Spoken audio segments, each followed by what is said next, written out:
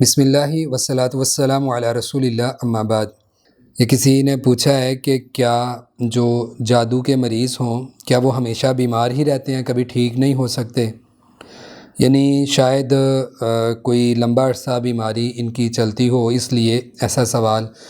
بلکہ اور بھی ایک دو دفعہ کسی نے پوچھا ہے کہ کیا جادو جس پہ ایک دفعہ ہو اور وہ بیمار ہو جائے تو کیا ہمیشہ بیمار ہی رہتا ہے؟ ایسے عام طور پہ ہوتا ہے کہ بہت سارے مریض ایسے بھی ہوتے ہیں جن کی بیماری بڑی لمبی دیر تک چلتی ہے، اور کئی ایسے بھی ہوتے ہیں جن کو تھوڑے بہت اثرات ہمیشہ رہتے ہیں۔ مطلب ایسے لوگ بھی دیکھیں، مطلب اس کی وجہ کوئی بھی ہو، شفا نہ ملنے کی، لیکن ایسے مریض ہوتے ہیں جن کی بیماری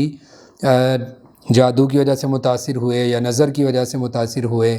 تو وہ بڑی دیر تک بیمار رہتے ہیں۔ تو سوال جو بنیادی طور پہ پوچھا گیا اس کا جو جواب ہے جو میرے علم کے مطابق کہ کوئی بھی بیماری ایسی نہیں ہوتی جو ہمیشہ رہتی ہے، یعنی ختم ہو سکتی ہے، ہو نہ وہ ایک الگ بات ہے، لیکن اللہ تعالیٰ سے کوئی چیز بعید نہیں ہے، دور نہیں ہے، اور اللہ چاہیں تو ایک دن میں ختم ہو جائے، ایک لمحے میں ختم ہو جائے۔ اس کے پیچھے بعض دفعہ وجوہات یہ ہوتی ہیں جلدی آرام نہ آنے کی کہ جو علاج جس طرح کا چاہیے ہوتا ہے اس طرح کا ہو نہیں پاتا، جس طرح انسان کو خود کرنا چاہیے وہ اس طرح کرتا نہیں ہے۔ ہمارے ہاں عام طور پہ جو لوگ جادو یا جنات جیسی بیماریوں کے اندر مبتلا ہوتے ہیں وہ عام طور پہ ان میں سے 80% لوگ وہ ہوتے ہیں جو دوسروں پہ ڈیپینڈڈ ہوتے ہیں، معالج پر، راقی پر، کہ تم مجھے کر دو ٹھیک، مجھے کچھ بھی نہ کرنا پڑے، میں آپ کو اتنے پیسے دے دوں آپ مجھے ٹھیک کر دو، میں پڑھ نہیں سکتا تم میرے لیے پڑھ دو، میں کچھ نہیں کر سکتا تم میرے لیے کر دو، ٹھیک ہے؟ تو 80% میں یہ بات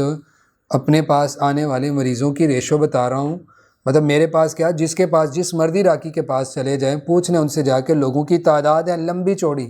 جو کہیں گے آپ پڑھ دیں ہمیں کچھ بھی نہ کرنا پڑے، یا پھر یہ کہیں گے تھوڑے سے جو کچھ نہ کچھ کرنے والے، کیا میں نے تو بڑی ٹرائیاں کر لی ہیں، مجھ سے نہیں کچھ ہوتا آپ کر دیں۔ وہ ٹرائیاں کیا ہوتی ہیں؟ صبح و شام کے اذکار، صبح و شام کے اذکار ایک الگ بات ہیں، رقیہ بیماری کے علاج کے لیے علاج کے طور پہ کرنا وہ ایک الگ بات ہے، ٹھیک ہے؟ تو یہ نہیں ہے کہ مریض ٹھیک نہیں ہوتے، مریضوں کے ٹھیک نہ ہونے کی بہت ساری وجوہات ہوتی ہیں، کبھی مریض پڑھتا نہیں، کبھی مریض معالج کے پاس نہیں جاتا، جائے تو جو وہ کہتا ہے وہ کرتا نہیں ہے، 3 وجہ ہو گئی۔ چوتھے نمبر پہ آزمائش بھی ہو سکتی ہے، اللہ تعالیٰ کی طرف سے کسی انسان کی آزمائش کو لمبا کر دیا جاتا ہے، لوگ کہتے ہیں میں نے کیا کر لیا جو میری آزمائش اتنی لمبی ہے۔ تو نعوذ باللہ نبیوں سے کیا ہوا تھا؟ ایوب علیہ السلام 18 سال بیمار رہے، کیا غلطیاں تھیں ان کی؟ کوئی غلطی نہیں تھی۔ ابراہیم علیہ السلام کی اتنی آزمائشیں تھیں، رسول اللہ پر آزمائشیں تھیں، ٹھیک ہے؟ ایوب علیہ السلام کی مثال اس لیے دی کہ وہ بیمار رہے، حالانکہ گناہ تو کوئی ایسے خاص نہیں تھے کہ جس پہ کہ انسان کے یہ گناہ تھا وہ گناہ تھا۔ تو آزمائشیں بھی ہوتی ہیں، انسان محنت بھی نہیں کرتے، مطلب مختلف وجوہات ہیں، لیکن بہت سارے مریض ایسے بھی ہوتے ہیں جو ٹھیک ہو جاتے ہیں اور 100% ٹھیک ہو جاتے ہیں اور ہمیشہ کے لیے بھی ٹھیک ہو جاتے ہیں۔ تو اس لیے یہ کہنا کہ کبھی بھی ٹھیک نہیں ہوتے یہ درست نہیں، اللہ تعالیٰ جب چاہیں جس کو شفا دیں، یہ اس کے اختیار میں ہے، واللہ اعلم۔